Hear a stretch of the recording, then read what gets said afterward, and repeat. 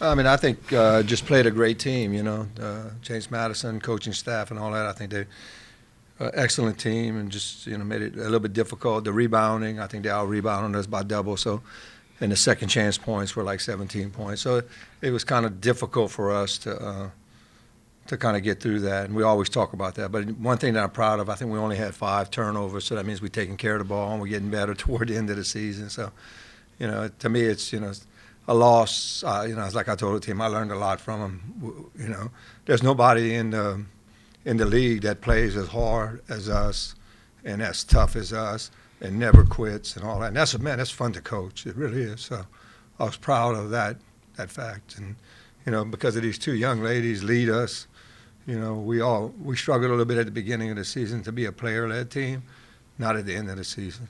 We won because of the players and how they led each other. So, yeah. To my left is Brandy Williams, and to my right is Destiny Rice, which both these kids mean a lot to our programs over the last 4 years, 8 years, or whatever. How many years you were here? You're funny. You're funny. Kevin Foote, Katie Adams, Destiny, just talk about, you could tell there were times where you were struggling just to get up and down the court, and you were just gutting it out down the end, especially in here in Pensacola. Just talk about what's going through your mind during that game, and y'all are still hanging in there, just hanging in there, and you're trying to kind of will y'all to win. Just got to keep going. Our strength and conditioning coach, he prepared us for these kind of moments. So I was just trying to tell myself, just keep going. Just give everything that I got, leave it all on the court.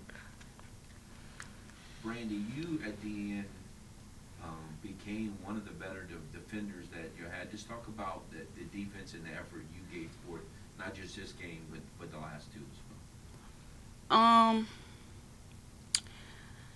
Defensively, I knew I tried to come out here and set the tone early for the team, for the girls. At the end of the game, I was just trying to give it my all. I know we only had like a few minutes left, but I was just trying to play my hardest to get some steals and some stops. I know we was in a bonus, so the goal for us was to try to take charges off the ball just to get the clock to stop so we can get to the line. So that was really my demeanor at the end of the game. Coach, it amazed me that there's like 1:12 to go in the game. They're reviewing a play. Y'all are down. Y'all are getting out rebound 48-24, getting outshot from 3 and everything, and you're down about 4 points, and that's with missing 2 free throws in the last like 50 seconds or so. So just talk. What were you thinking at that time? I mean, I thought we had a chance. I really did. I saw a lot of games with 4-point leads that turned around in 12 seconds. It can turn around at any time, and that's what I thought. Again, I'm going to give James Madison some props because they made us go baseline, and we got caught up taking some tougher shots.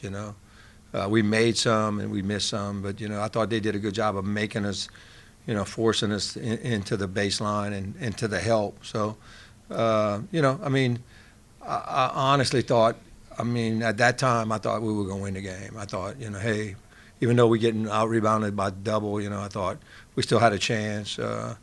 And, it gets a little bit tighter. Our press is really, really good. I think we can pressure people and make them turn over. We don't do like Marshall does and do it the whole game, but, we can do it and be very effective. And I thought we got some steals. We made them kind of rush some things. So I thought we had a chance if we could just get a score, and we quite didn't take the shots, or we didn't get the good shots that we thought we would. But, I was just proud of how we always end the game. I always feel we end the game, at the beginning of the game, we down 9-0, and like we call a timeout, and like, okay, we're all right. That's the kind of team they are. Their backs need to be a little bit against the wall. I was like, at the end of the game, going into the fourth, I was like, man, we where we want to be because we behind. We love play from behind. So that's what I felt. I thought we had a great chance all during the fourth quarter, and I missed a couple of shots at the end where we had to foul, and that was kind of over then, but. I was just proud of how hard they play. Back right here. Megan Glover, KGC and Lafayette. Brandy, can you kind of add to that? It seems as though they would get up maybe 8, 9, 11, but y'all just would not go away. Y'all got up to the very end. Like he said, this team is real special, and I think like coming into the tournament, a lot of people doubted us, but I think we was like more of a player-led team this tournament. So at the end of the game, we was down by 4. We knew that like it didn't matter whether we were down by 4, 8, or whatever. We knew that we was gonna try to fight back and get a win. Like they say, we never gonna stop playing. The only time we gonna be done is when the clock is 0-0. And while I got you, what made the three so hard to just sink today? I don't know. I think it's just maybe I should have used my legs a little more and everything. But regardless, if I can't get the 3 off, I'm just gonna drive. And I think tonight I shot 2-pointers way more than my 3-pointer. But regardless, I'm a shooter. I'm gonna keep shooting regardless. So. Go ahead, Paul. Coach Paul Chestnut, Fox Sports, Pensacola Radio. I just want to get your thoughts overall with the conference here and how it evolved the last couple of years. There's so many great teams, and it's going to be a shame that only one team really wins this conference going to move on in the end season. I think that was, yeah. Should be two. Yeah. Should at least be 2 teams. Yeah, I think the question was posed to me by someone today about if Marshall doesn't win it, if they'll get a at-large, and I didn't think they would because of what the net is. You know, it's difficult with, I mean, things change with RPI to the net and all that. And I think our conference is trying to figure that out, how to fix that. But when I came into the conference, we were really loaded with Western Kentucky, and Middle Tennessee was like, I think they were ranked 13th in the country that year. And you had the Florida schools, Florida Atlantic, Florida International. But we would get at-large. UL got an at-large back then, and I think what they were doing, they were limited the number of conference games we play. I think that's one of the things that we really, and I've been preaching it for 12 years, is like if you limit the number of conference games we have to 16, we can go out and get, we can go out and get the LSUs to play us, and Texas and all that, and I might get lucky to have them at home and get a win to belt in my net to go down into the 40s. That's what it's going to take. Your net's going to have to be really low for us to be able to get somebody in. And that's going to be one of the ways to do it, not to travel all over the country and try to figure it out. Each team is so different, too. I love that about our conferences. Everybody plays differently, but they're also at a different level. Might be a new coach coming in, a real successful, a new coach that's trying to develop. So I think you got to be able to do that. But, yeah, the conferences, I'm going to tell you what you added. I mean, you look at it, we were the only team that was from the original Sun Belt that made it to the semifinals. It's all newcomers, and the newcomers are really, really good. Hey, Coach, to that point, 4 semifinals in 5 seasons, how does this program continue to rise to the occasion, especially when you knock off Troy the other night and take Jamie Madison to the wire today? Them. Players, man, you got to get players. You got to get players that don't care about themselves. They're selfless, and they come in and they work their butts off, and no matter what it takes, Like, it's hard to find players that are going to defend like we want, like take charges and give up your body and all that. Everybody wants to block shots and run and shoot threes and all that. Not our kids, man. We got kids that, we talk about it getting in the way, And I always tell them that, you're getting in the way in this basketball game, you're going to be in the way of life. You're going to make it.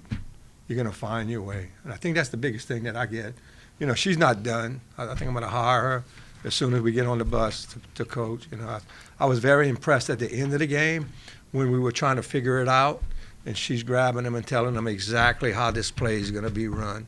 And then Brandy's there telling them on the defensive side. So you have to have people that, I guess, I'm Cajun, so I only know one way, and that's to care.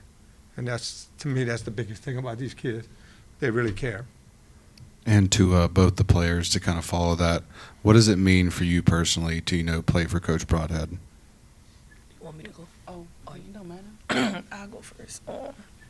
When I first came in, he showed, like he said, that he care. That's all you want to do is play for somebody. And not just him, the whole coaching staff. They care about you as a person and not just a player. And he care about you on and off the court.